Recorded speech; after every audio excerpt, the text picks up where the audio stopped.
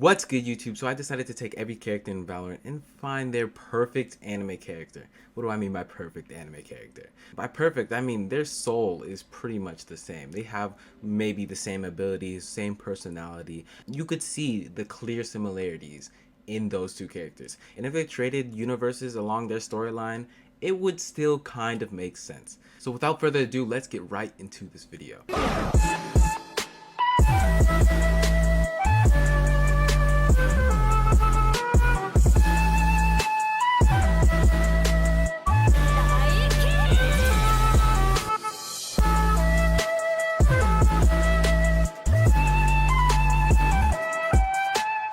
Alright, so I'm going to start in no specific order here. I'm going to start with Chamber. The character I found for Chamber is actually the whole reason I decided to make this video, because I saw them being so similar that when I was watching the anime, I couldn't not imagine Chamber. So for Chamber's character, he is Fugo Keiji from Balance Unlimited. Balance Unlimited is pretty much this detective storyline where this really rich character comes in and pretty much thinks that every problem can be solved with money. If you have enough money, there's a solution to that problem. And wow, the way he spends numbers in this anime, he spends so much that at the end of the anime, it tells you how much each expense is for that episode, which the sum total is pretty high. Fugo Keiji pretty much just spends so much that he just reminds me of Chamber. Chamber's all suited up, Fujo's all suited up. They're pretty much the same character. If you watch this anime, you would know exactly what I'm talking about. Alright, for the next character we have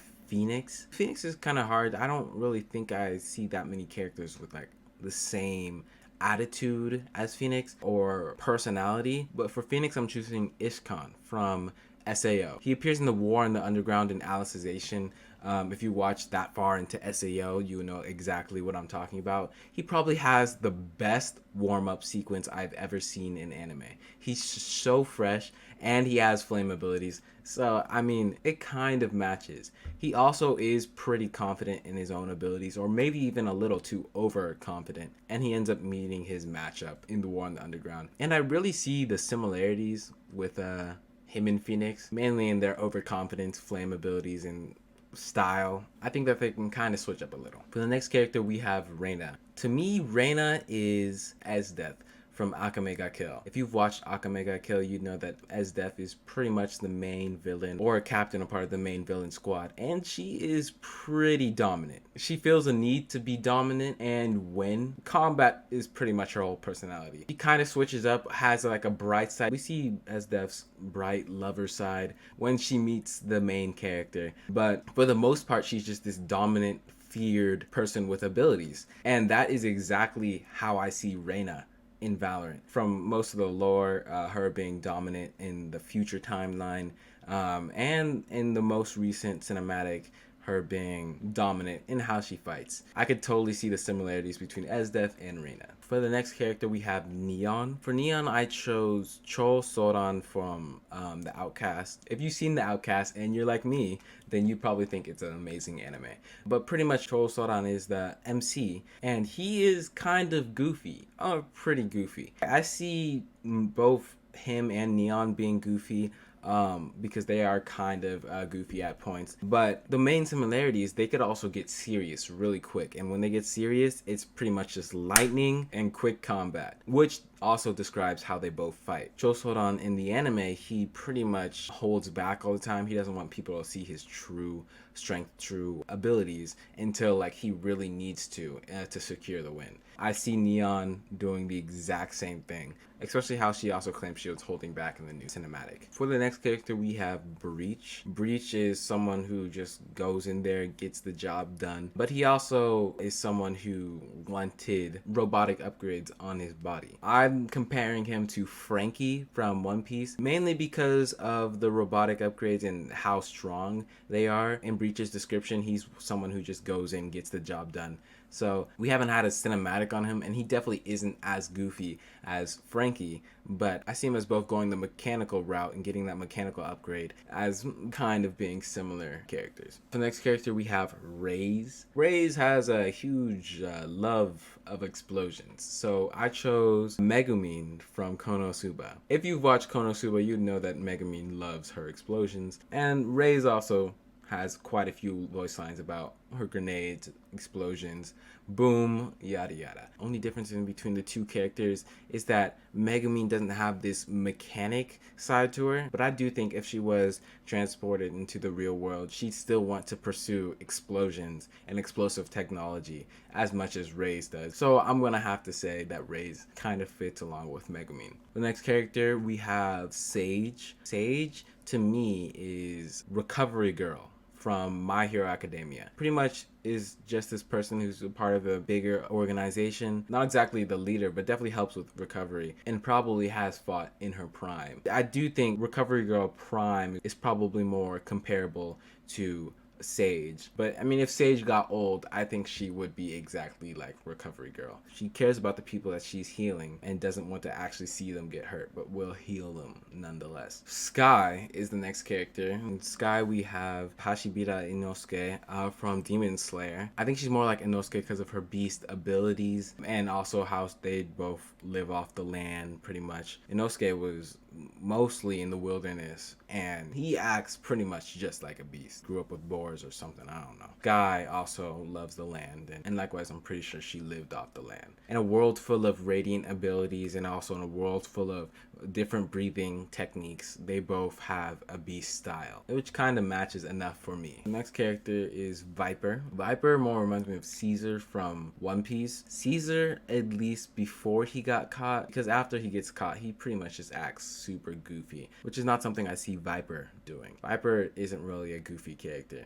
and Caesar was this super serious scientist pretty much who just built poison and also smile fruit, and there's this whole huge poisonous arc on the island and whatnot, and I just completely see the similarities. Both as scientists, they just love to see their creation do well and whatnot, so it's definitely the closest thing I think I can get to Viper. The next character is Fade. For Fade, we have Megumi from Jujutsu Kaisen. Megumi is this character who's kind of gloomy, he's down to earth, and he also holds back his abilities. When we start to see him actually use his abilities, his domain expansion, it's all darkness and a side that we completely never thought we'd see from Megumi. He also does use like shadow dogs, so you could kind of see the similarities from him and Fade, but it's not just about abilities. I do think Megumi on the inside is kind of like Fade, or at least has some thoughts like Fade. I could definitely see them switching storylines. For the next character, we have Brimstone. Brimstone is Akitaru Obi from Fire Force, the head captain of their squad. I picked Obi for Brimstone because they are both powerless. They are both captains of a squad with people that have bizarre abilities, and yet they have no abilities and still are able to keep up and put up a good fight. And on top of that, their attitude, personality is just perfect for the squad. Like Obi, he is a really kind-hearted character, and he also cracks jokes a couple times. But when it's time to get serious, he gets serious. Brimstone, pretty much the same. So you can see how I make that connection there. Alright, KO. KO is a robot from the future, a future timeline where Radiants dominate the world or something. I know Reina is super evil, and he pretty much is built to fight these Radiants. And he comes back to the past and whatnot. For KO, I'm gonna have to go with Trunks. The similarities, at least in their stories, is really there. From the future, destroyed timeline, come back to pretty much save the past from that timeline. Of course, Trunks doesn't actually get to live safely in a new timeline. He just does this to save a different timeline from experiencing the same thing, and he gets stronger from it. I definitely see him and KO experiencing the same sort of pain and same sort of trauma, if robots could even experience trauma. And of course, they both kind of confuse their future allies as the enemy because of the said trauma. So the connection, it is there. Alright, Cypher. For a Cypher, I couldn't exactly come to one conclusion. For Cypher, I had to kind of pick a combination of two characters. For Cypher, we have Aizen and Yoshikage Kira. I know these seem like bizarre picks, but you're gonna have to give me a sec to explain this. So pretty much in Cypher's story, in his lore, he always wears his mask. He's always in hiding, but he also always knows everything about everyone because he's someone who just gathers intel. He's one with the camera. He doesn't show his face so that his family, I believe in Morocco or something, gets targeted. I'm pretty sure he changes names, but pretty much he wants to stay hidden. If his identity is compromised, he'd do everything to get out of the way instead of deal with that danger. Knowing everything about everyone and using all these cameras, analyzing everything, that is such a Aizen move. I don't see any other character really doing that because if a character really did do that, it would take away from the plot so much in anime in general. Aizen's the only character that we really see do that. Oh, I planned this all out because I've been watching you for the longest time. Next character we have Yoru. Yoru, I'm going to have to say, is Sasuke. Not just any Sasuke, Shonen Jump Sasuke specifically. The similarities are just so much there. Pretty much in Yoru's backstory, he's investigating this organization to discover more about his clan, his ancestry that they're trying to keep away for whatever reason. I didn't read too much into the lore. And he gets his mask from going on one of these missions and finding it in a crate or something at Icebox. Both him and Sasuke, they're pretty much on this whole path to discover more about their clan, the truth about their clan and why it's being covered up or whatnot. Sasuke's is probably a bit more darker or whatever. Anyways, that's not the only similarity. They also both don't really do well in teams, or maybe at the start they don't do well in teams. They prefer to go solo, and they're always making snarky remarks at both the enemy and their own teammates. So the similarities are definitely there. Next character we have Sova. Sova is actually kind of a hard one. I know I could just say, oh, Uryu, they both use the bow. But no, I'm gonna have to go with Yuji Kazumi from Fruit of Gracia. Fruit of Gracia is this somewhat ecchi anime where the MC pretty much saves each one of the girls' lives and does it pretty tactically. But we then come to learn that he himself has had the darkest past out of all of them, and then the girls have to try and save him. Pretty much in this dark past of his, he was this agent for this dark organization. He was groomed into doing whatever the big boss man would say, and he became pretty much the best sniper that there was. And being good at sniping isn't really the only comparison to make. They're both pretty much men of few words. They don't really say much, especially not to the enemy. And I'm pretty sure that's because of all the stuff that they've been through in the past. But they are friendly towards teammates and allies and whatnot. For the next character we have Omen. Omen was also a hard one. He is quite a unique character. I could go off the experiences Omen had. He died and was resurrected and pretty much is in pain and needs to get souls. That could be similar to Ken Kaneki from Tokyo Ghoul, who also was in pain, pretty much died but got revived, saved by this person who didn't actually save them but actually made their life more hell. There is the comparison there, but I'm actually going to give this to Yuichiro Kurono from Fire Force. He's pretty much this character who likes picking on the weak and uses this ashes ability, materializes stuff from the ashes, and he's pretty strong. He really does pick and choose his battles because he really wants to fight weak people. But if they were to switch places, I could definitely see him taking Omen's place over Ken Kaneki, because Ken Kaneki still managed to have a good pure heart after all that struggle. But Omen, he kind of turned to darkness. Alright, for Killjoy, we have Hatsume Mei from My Hero Academia. It was hard to kind of find someone in anime who really overuses and loves their own inventions and pretty much what talks to their own inventions. Their inventions are like their friends, essentially.